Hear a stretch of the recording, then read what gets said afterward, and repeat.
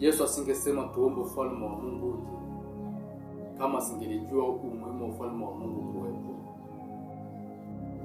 Leo ufalme wa Mungu usipokuwepo rohoni mwako, rohoni mwako utakuwepo ufalme mwingine. Na ufalme ulioko rohoni mwako kama utakuwepo kinyume na wewe, hicho unachokifanya kitaenda kwa shida sana, kitaenda kwa kusuasua, kitaenda kwa ugumu mno. Hii dunia toka kina Adamu walipoasi iliingia katika utawala wa giza. Na moja ya jaribu ambalo Shetani alimjaribu Yesu, alimchukua na kumpandisha kwenye mlima mrefu, akamwonyesha miliki zote za ulimwengu na akamwambia, hii dunia umpa yeyote atakayenisujudia. Hamna sehemu maandiko amesema Yesu alimshia Shetani aliyomwambia vile. Maana Yesu anajua dunia yote ipo chini ya utawala wa Shetani. Mwana wa Mungu, upo umuhimu wa ufalme wa Mungu kuwepo ndani yako, au upo umuhimu wa ufalme wa Mungu kuwepo eneo utakalo kuwepo. Maana zipo falme nyingi. Zipo falme za giza za Shetani na zipo falme za Mungu. Na ile ufalme wa Mungu ili uweze kukaa ndani yetu, lazima tuwe watakatifu kama yeye alivyo mtakatifu. Hadi hujanielewa.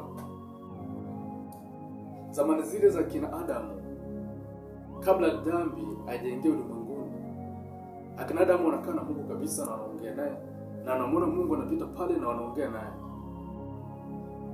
Lakini dhambi ilipofika duniani, Mungu alijitenga na mwanadamu kabisa. Maana Mungu ni mtakatifu, na anahitaji wanaomwabudu wamwabudu kwa utakatifu. Kwa hiyo ili tuweze kumwelekea Mungu, lazima tuwe watakatifu. Na Mungu sasa anapatikana katika ulimwengu wa roho. Na ili tuweze kuingia katika ulimwengu wa roho, tunahitaji tuwe watakatifu ndani.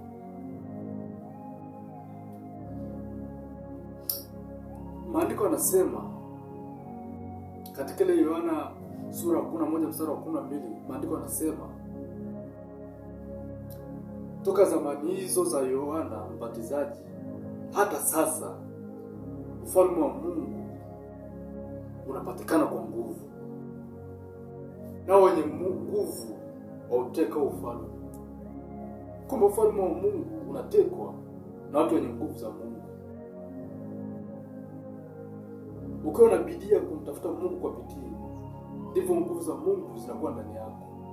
Aidha kwa kusoma neno, aidha kwa kusali, kwa kufunga, ndivyo nguvu za Mungu zinavyopatikana ndani yako. Maana maandiko yanasema katika Wakorintho wa kwanza ile sura 4 mstari 20, ufalme wa Mungu hauwi katika neno, bali katika nguvu. Mwana wa Mungu unahitajika kuwa na nguvu za Mungu ili uweze kuteka ufalme wa Mungu ndani yako. Na ufalme wa Mungu tunauitia kwa toba. Hauji tu. Ufalme wa Mungu lazima uitiwe kwa toba. Kwa Mungu wetu, kwa sababu ni mtakatifu, lazima tumwendee kwa toba. Lazima uwe mtakatifu ndani kweli kweli, ili uweze kupata ulimwengu, ufalme wa Mungu kuwepo ndani yako. Maana Mungu anapendezwa na wale ambao maskini wa roho, na wale ambao ni watakatifu ndani yao. Hao Mungu anapendezwa nao. Ufalme wa Mungu upatikana kwa nguvu. Na ufalme wa Mungu ili tuweze kuuitia, tunaitia kwa toba ya kweli, ili uweze kukaa sehemu husika. Na upo umuhimu wa ufalme wa Mungu uwepo.